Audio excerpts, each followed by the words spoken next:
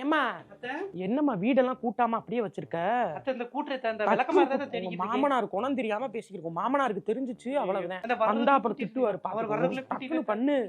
மாமனாருக்கு தெரிஞ்சா அவ்வளவுதான். ஏமா சாப்பாடு ரெடி ஆயிடுச்சா இல்லையா?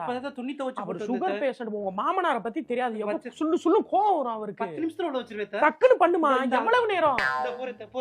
என்னமா நாளைக்கு வீட்டுக்கு போயிட்டு வந்துருத்தேன். சித்தப்பாலாம் வராங்களா? உங்க மாமனார்ட்ட எதுவும் சேட்டியா? இல்ல நீ போய் கேட்டு தொலைக்காத. நான் கேக்குறேன். அவர் கோவப்படுவாரு. அப்புறம் போக கூடாதுன்னு அப்புறம் அவர் போக கூடாதுன்னா அப்புறம் நம்ம போக முடியாது. நான் கேட்டு நான் அவருக்கு நேக்கா சொல்லி நான் வாங்கி உங்களுக்கு அனுப்பி விடுறேன். நான் எல்லா வேலையும் முடிச்சிட்டேன். துணிலாம் துவைச்சு பண்ணு போ. எல்லாத்தையும் துவைச்சு பிள்ளைய பாரு. எங்க அதுதான் ஏதோ வீட்டுக்கு போறேன்னு சொல்லுது. எப்ப பார்த்தாலும் என்னையவே சொல்லி பயமுறுத்திட்டு இருக்கியா அந்த பொண்ண? நீங்க இருங்கங்க. நீங்க ஏன் வர்றீங்க இதுக்குள்ள?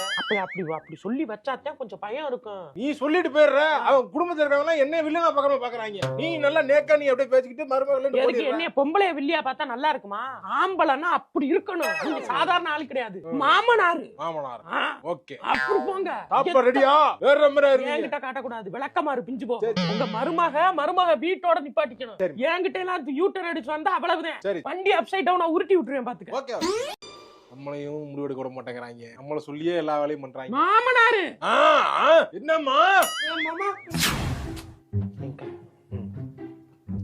மாப்பிள்ள வந்திருக்காரு. தண்ணியை போட்டு வந்திருக்கீங்களாக்கு? யாரு? போய் லைட்டா போட்டு வந்தேன் நானு. மாப்பிள்ள வந்திருக்காரு. அவனை பார்த்தா ஆமா சொல்லவே இல்லை. நீ தள்ளு.